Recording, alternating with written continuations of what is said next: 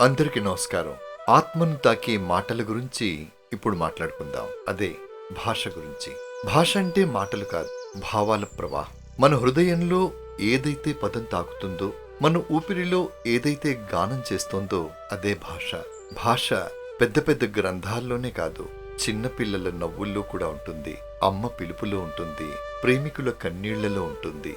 భాషను చదివి నేర్చుకోవచ్చు, కానీ హృదయంతో అర్థం చేసుకోవాలి. ఎందుకంటే మాట కంటే భావమే గొప్పది. ఒక మాట మనిషిని బతికించగలదు, ఒక మాట మనిషిని చంపగలదు.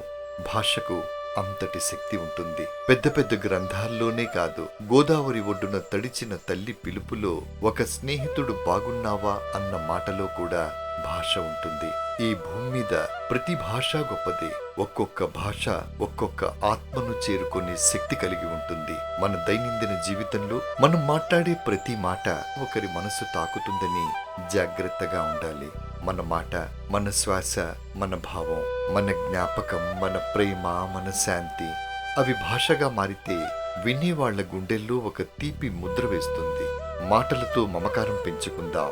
మాటను ముచ్చటగా మనసుకు తాకేలా మార్చుకుందాం. ఎందుకంటే భాష ఆత్మ. అందుకే ఆత్మను తాకే ప్రయత్నం చేద్దాం. ఈ స్వరం మీ ఆత్మను తాకిందని ఆశిస్తూ మళ్ళీ మీకు ఓ కొత్త భావంతో కలుస్తా. అంతవరకు సెలవు.